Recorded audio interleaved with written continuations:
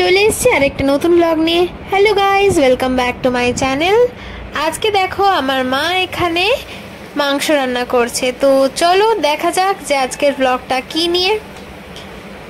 তো এইখানে আমি আজকে কলকাতা থেকে ব্যাঙ্গালোর চলে যাব বলে মা দেখো এত কিছু রান্না করেছে। প্রথমেই আছে কাঁচকলার খোসা বাটা, যেটা আমার ভীষণ ভীষণ ভীষণ প্রিয়। আছে বেগুন ভাজা, তারপরে আছে আমার মায়ের হাতের তৈরি অসাধারণ শুক্তোর তরকারি, আর সাথে ছিল মাছের ঝাল, আর তারপরেই ছিল মাটন, আর স্যালাড দিয়ে সাজিয়ে তো দিতেই হবে, তাই জন্য সাথে ছিল স্যালাডও।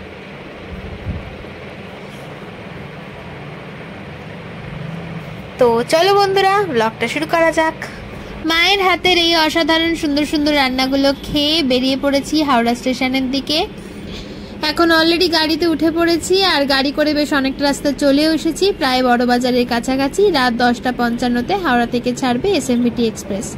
তো দেখো এখানে হাওড়া ব্রিজের অলমোস্ট কাছাকাছি পৌঁছেই গেছি।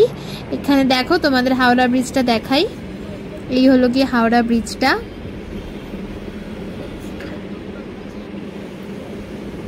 এখানে দেখো হাওড়া ব্রিজটা, যেটা কলকাতার ফেমাস হাওড়া ব্রিজটা, তোমাদের আমি দেখাই।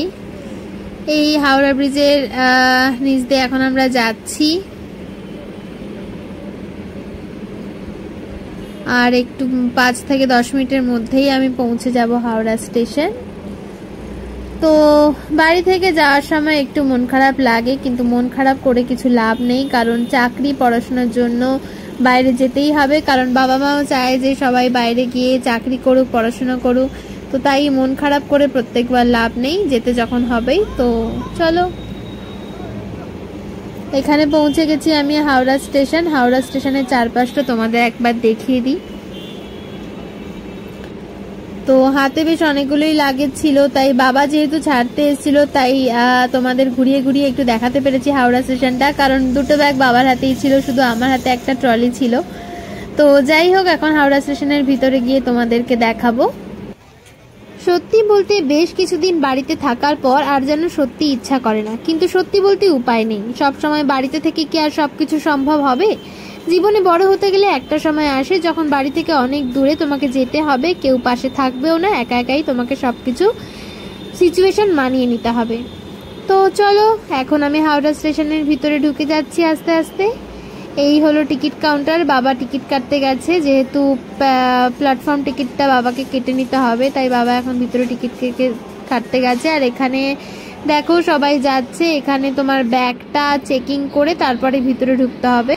হাওড়া স্টেশনের ভিতরে ঢুকে গেছি, এখন 9:30 বাজে। বোর্ডে এখনো ট্রেন দেয়নি। রাত 10:30 অবধি যে ট্রেনগুলো ছিল সেগুলো বোর্ডে দিয়েছে, তাই বেশ কিছুটা সময় ছিল বলে কিছুক্ষণ বসে ওয়েট করেছিলাম। তারপর দেখলাম কিছুক্ষণ বাদে বোর্ডে ট্রেন দিয়ে দিয়েছে, আর বোর্ডে ট্রেন দেওয়ার সাথে সাথেই চলে গেলাম ট্রেনে কোন স্টেশনে দিয়েছে সেটা দেখার জন্য।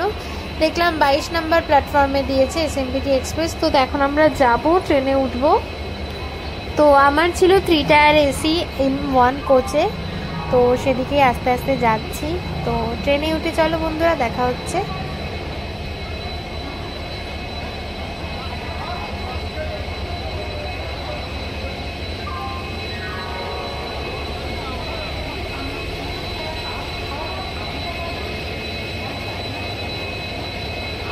এখন আমি ট্রেনে উঠে পড়েছি। ট্রেনে উঠে তোমাদেরকে দেখায়, একদম দরজা দিয়ে ঢুকেই সাইডের আপার বার্থটাই আমার ছিল, মানে 8 নাম্বার সিটটাই।